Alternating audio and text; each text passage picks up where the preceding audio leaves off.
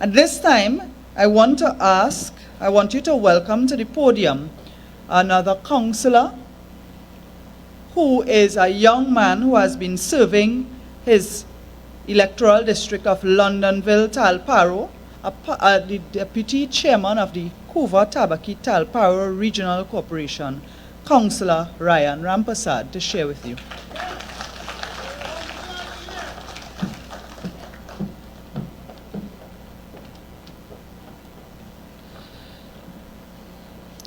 Thank you very much, MP Amin. Honorable Kamala Prasad Bisesa, political leader of the United National Congress and the leader of the opposition.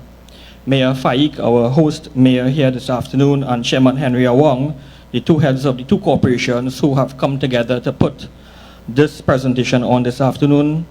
All our hardworking members of council, various MPs, senators, and most importantly, the stakeholders who are here this afternoon. Good night.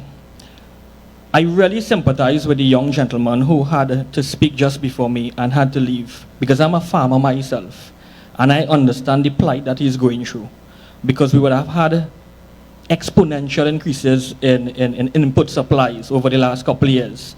And to produce a crop, any crop outside, it is very expensive right now.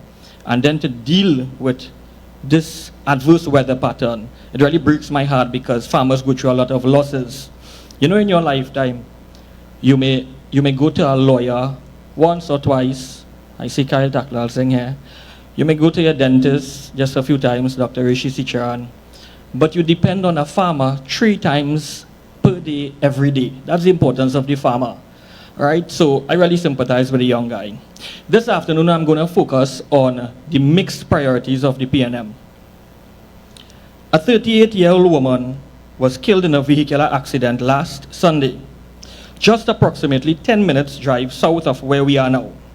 Young Priscilla Ramcharita has left behind 5 children as a result of this unfortunate accident that happened around 11 a.m.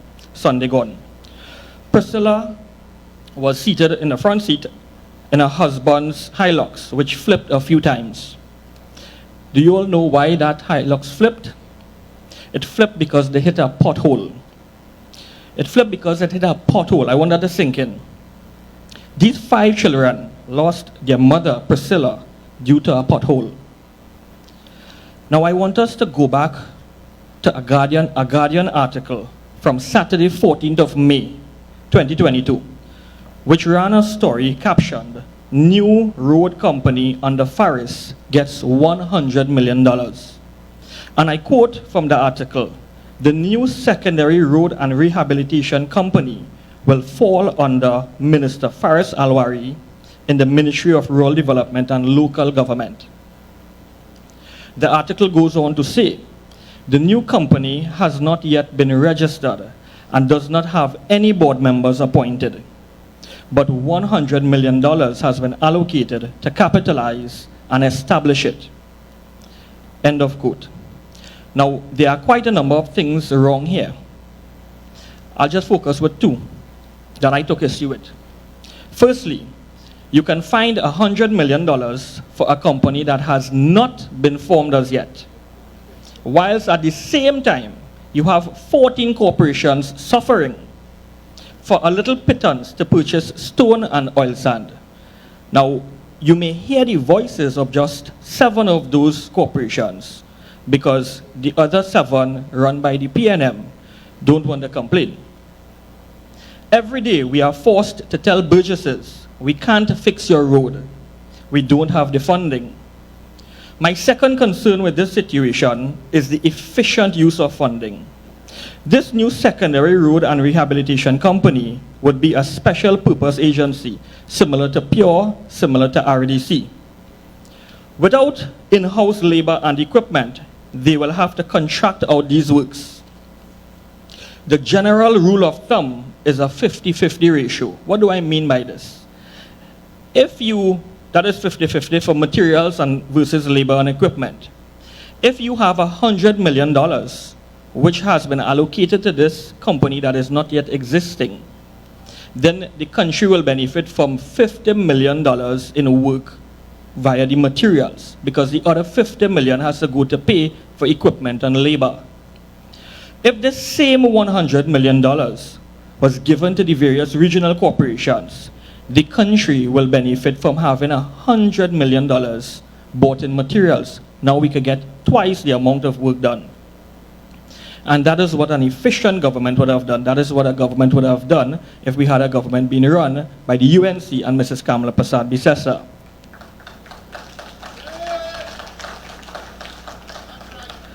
Now, this is not rocket science. This is not rocket science.